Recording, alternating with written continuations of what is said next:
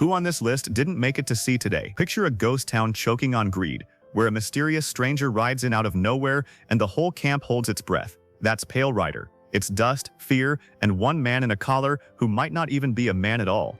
41 years have passed since this film hit theaters, and the cast you're about to meet did not all get a happy ending. One face on this list is gone far sooner than it should have been, and another took a career turn nobody in 1985 could have predicted. Stick around, because by the end of this list you will not see this cast the same way again. Number 1, we have the man who carried the whole week on his shoulders without ever throwing a punch first. He was born in 1941 in Detroit, and was 44 when he stepped into these boots. That's Michael Moriarty, and he played Hull Barret, the tired, decent miner just trying to keep his little camp alive on faith and grit alone. Moriarty went on to build a real career, showing up in Bang the Drum Slowly, Holocaust, and later Law and Order. As of 2026, he's 85 years old and has quietly stepped back from the Hollywood spotlight. You never forget a performance like his, because he never once tried to be the hero. He just tried to survive, and that's why the whole story worked. Number 2, we have a kid who was born with too much money and way too little restraint. He was only 19 when he took this role, and he made you want to see him lose. That's Penn, playing Josh LaHood, the spoiled, dangerous son who thought power meant he never had to answer for anything. Penn went on to show real range in Footloose, Reservoir Dogs, and True Romance. But in 2006, he died at just 40 years old from a heart condition called cardiomyopathy. 40 years old, with decades of work still in front of him, gone. He made you hate Josh LaHood on purpose, and somehow that's the biggest compliment you can give an actor. Number 3, we have a man who never needed to raise his voice to be terrifying.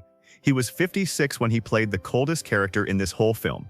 That's Richard Dart, playing Coy LaHood, the mining boss who let money do all his dirty work for him. Dart later became a household name as Leland Mackenzie on LA Law, and he even won an Emmy for it. He passed away in 2015 at 86 after a battle with cancer. He gave LaHood a smooth voice and a calm smile, and that's exactly what made him so unsettling. Some villains yell. This one just wrote the check. Number 4, we have the man who made the mining camp feel like it actually had a backbone. He was 50 when he took on this role, playing a miner who had dug in the dirt too long to let anyone push him around. That's Doug McGrath, playing Spider Conway. McGrath became a familiar face across Canadian and American film, including several other Clint Eastwood westerns. As of 2026, he's 91 years old and has long since stepped away from regular screen work. 91.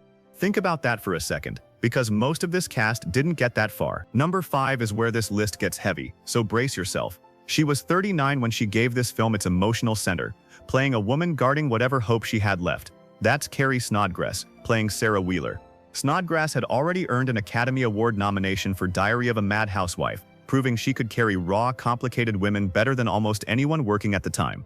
In 2004, while she was waiting on a liver transplant, her heart gave out and she died at 58. She was still waiting for a second chance at life when she ran out of time. That's the kind of ending that stays with you long after the credits roll. Number 6, we have a man who barely moves a muscle on screen and somehow still terrifies you. He was 64 when he played the film's final shadow, a marshal who feels less like a lawman and more like a nightmare riding in from the past. That's John Russell, playing Stockburn. Russell had already made his name in westerns as Marshal Dan Troop on Lawman, a role that made his hard stare famous. He died in 1991 at 70 from complications of emphysema. You want to know why this movie still holds up 41 years later? Because performances like his never needed special effects to feel dangerous.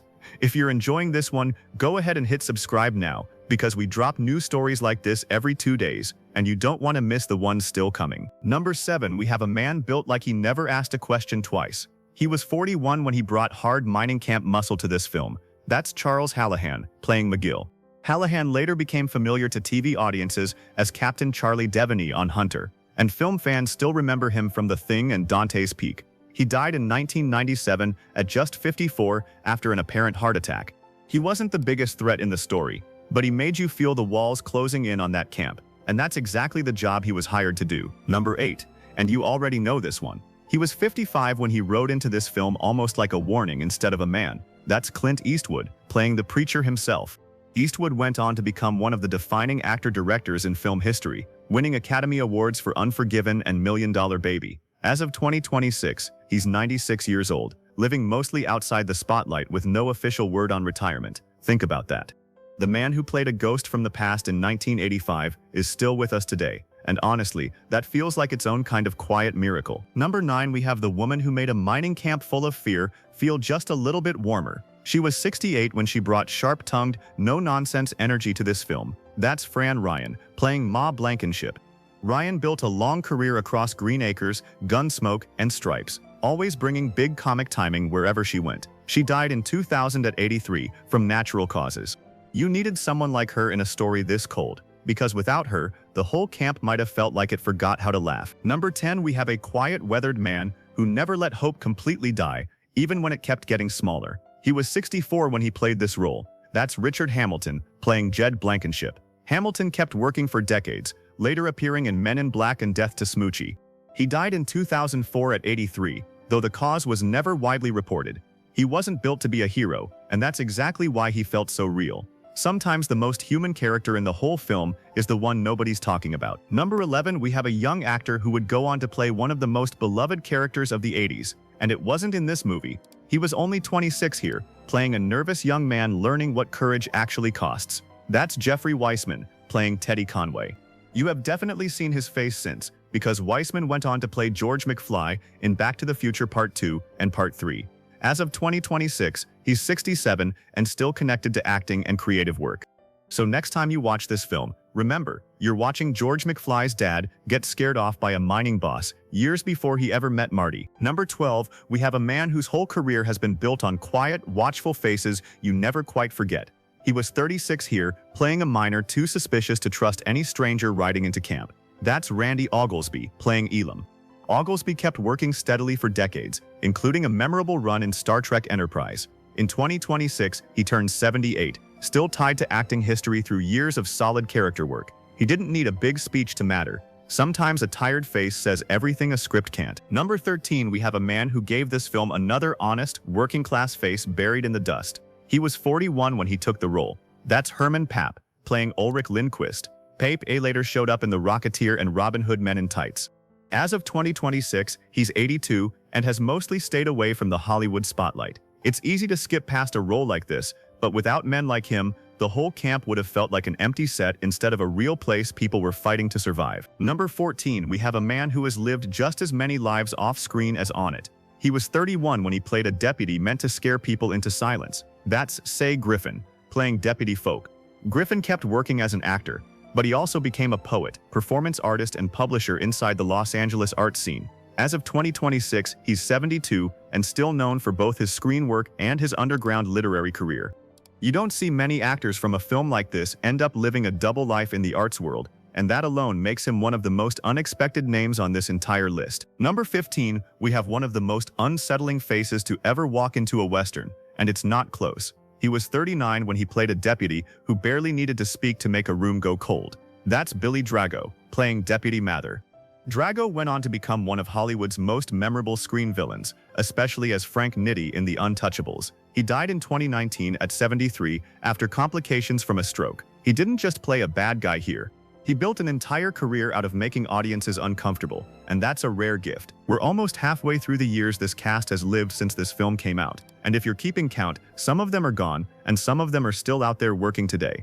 If you've got a favorite so far, drop their name in the comments, because we want to know who stuck with you the most. Number 16, we have a dusty, hard-looking deputy who felt like he was hired for violence and nothing else. He was 35 when he played this role. That's John Dennis Johnston, playing Deputy Tucker. Johnston worked steadily for years, appearing in Close Encounters of the Third Kind and Annie Hall. As of 2026, he's 76 and has mostly stayed away from the spotlight. It wasn't a role built for speeches, but he still made the danger feel heavier every time he was on screen. Number 17, we have a stuntman who brought real toughness to the film's final dangerous stretch. He was 35 when he rode as one of Stockburn's horsemen. That's Michael Adams. Adams built a career as an actor, stunt performer, and stunt coordinator, working on Commando, War Games, and In the Line of Fire. He died in 2010 at 60 after suffering a stroke. He never needed a single line of dialogue to make you feel the danger coming. That's what a real stuntman's job actually looks like. Number 18, we have another writer whose job was simple: make the danger feel real. He was 32 when he appeared as one of Stockburn's horsemen. That's Gene Hartline.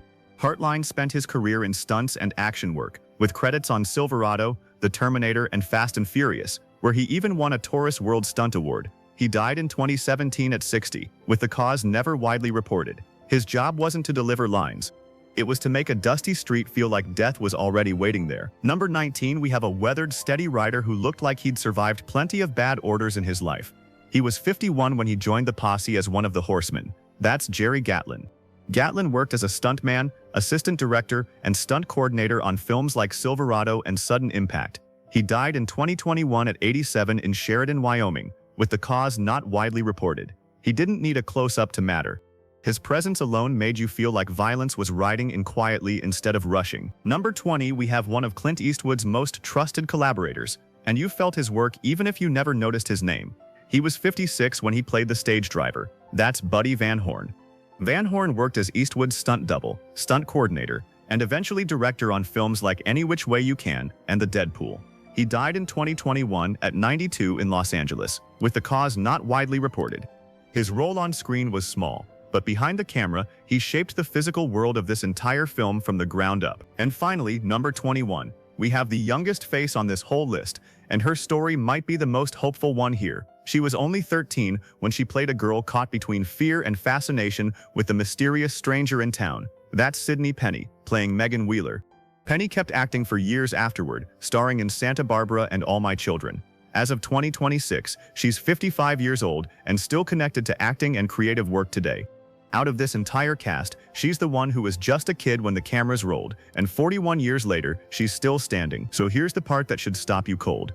Out of the 21 people who brought this dusty little mining camp to life, more than half of them are gone now, and the man who played a ghost is one of the very few still walking among us.